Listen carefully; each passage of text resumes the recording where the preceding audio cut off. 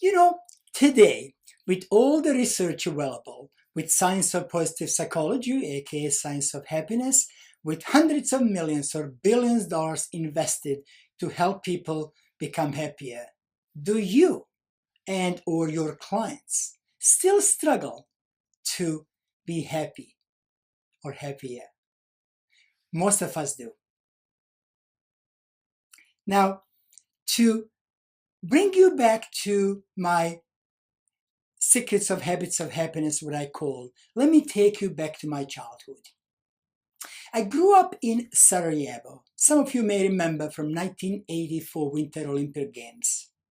And as you know, obviously, since we have Winter Olympic Games, there was a lot of snow that we had back in my country during the winter time. So most of us kids, right, back then, would just love skiing, sledding, and there was a street in the city, a hilly street, that would be closed for traffic due to really like impossible driving condition during the winter time. So us kids would just get together, mostly with our homemade sled, and go up to that street and just keep sledding down, have some fun. So what I realize now when I think back, we would basically go up to this hill and, like I said, keep sledding down. So the first time we went down, we would end up at one place. The second time we went down, we would end up yet at a different place. The third time we went down, we would end up at the third place. And as we kept sledding down, at some point, we would end up at the same place with minimum or no effort at all. That's exactly how our brain works. We keep doing certain things, we create a new neural pathway in our brain, and when we do, with minimal or no effort at all, we can perform certain action, such as, walking, talking, taking a shower, really, so many things that we perform almost with no effort.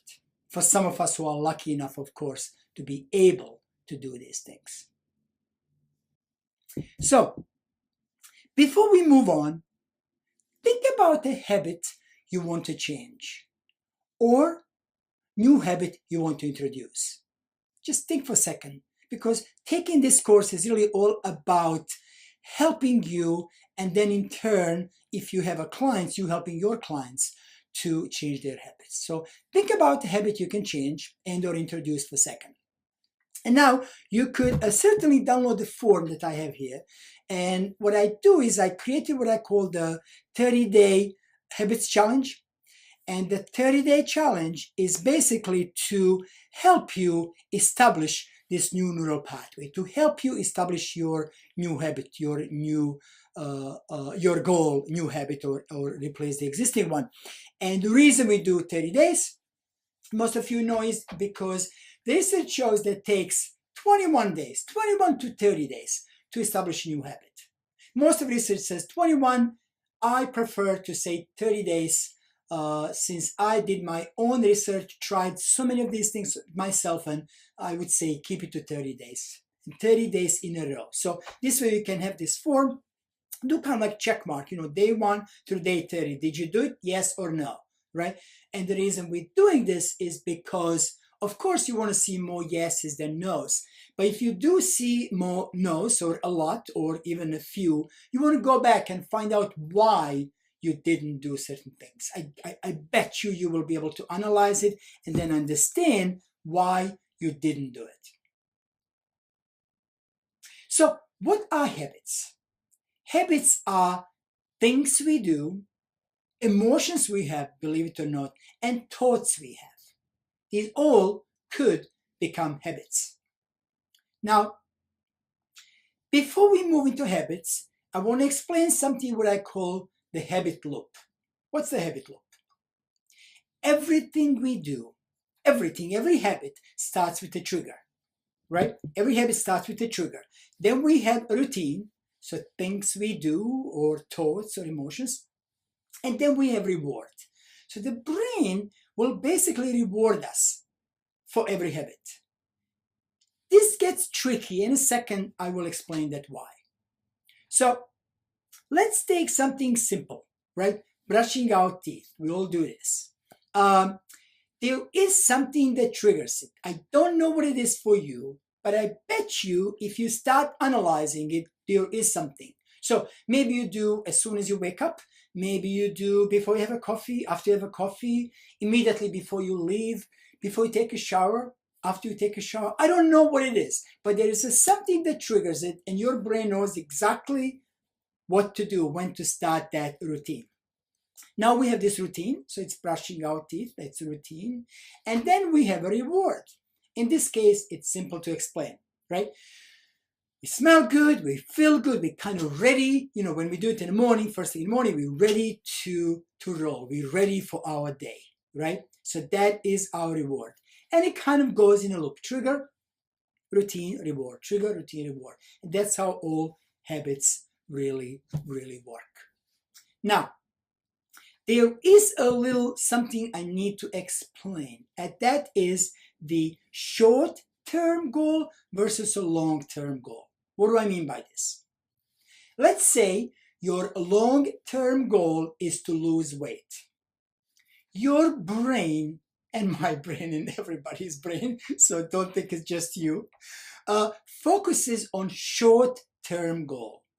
Basically, let's say you want to lose a weight and yet you eat a cookie 3 times a day or every afternoon after lunch, or you have a cake, after dinner. It's because your brain is not thinking of your long-term goal. You just can't think. And again, I am simplifying this, right? But it really can't think that far, so it's focused on a short-term goal. It focuses on, okay, you want a cookie, you're gonna make you feel good immediately in a second, go for it, have a cookie, right? And you establish that habit, and now it's hard to get rid of it. What we can do, again, this gets tricky, we can think about before we start this routine. So, day before, you can think about, well, tomorrow, before I take that cookie, I'm going to think about what was that short-term reward or not reward. So maybe, yes, I felt good in like immediately, that second minute. But then later on, I kind of felt too full. I had too much food. I wasn't able to focus on my meeting. So maybe, and just maybe, that is what you want to focus on. So you want to say, well, every day I have that cookie, I feel just too full.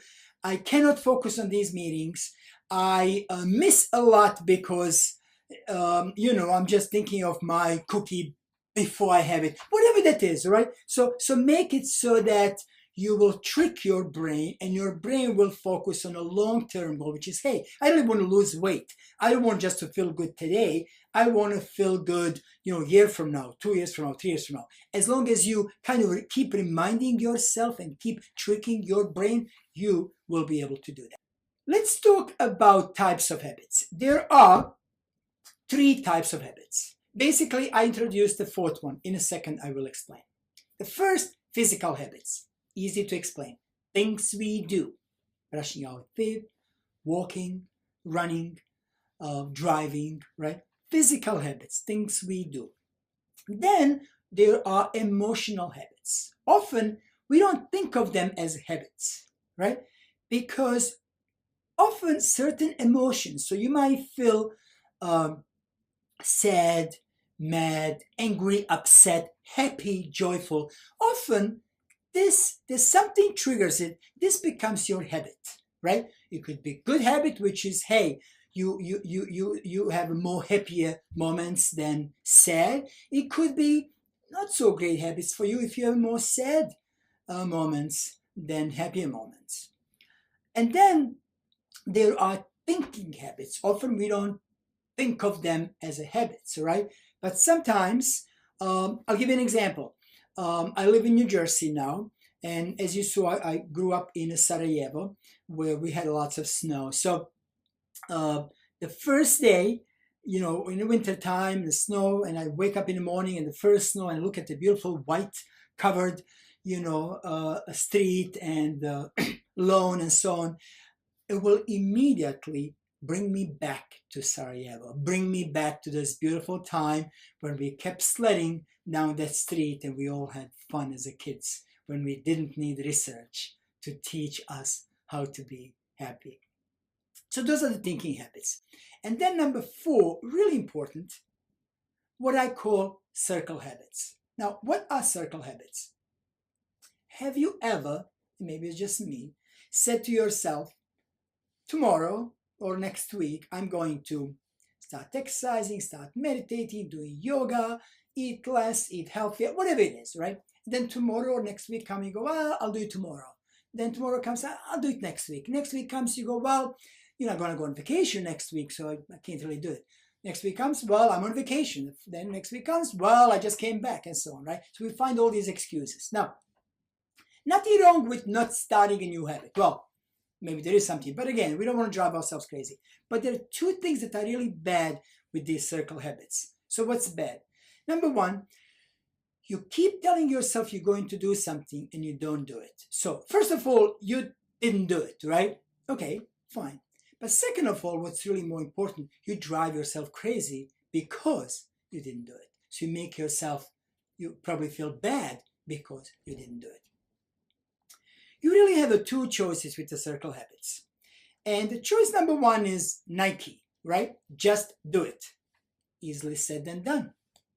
Choice number 2 is to put it off until you are ready. Now, what do I mean by that? So, let's say you keep telling yourself and you realize this circle habit. And then you go, well, hold on.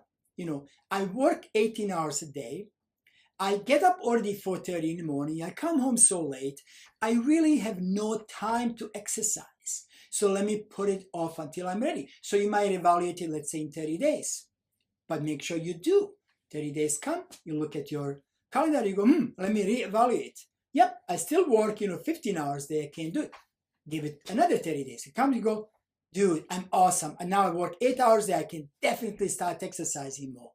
And then, or exercising. And then you just start implementing that habit. So those are the circle habits. Really important. Again, we talked about physical habits, emotional habits, thinking habits, and circle habits that you will not really find in any literature. I coined the term, but I think it's extremely important. Many of my friends, therapists, psychotherapists, psychologists, coaches, use this with their clients, and it turned out to be something very, very important to many of us.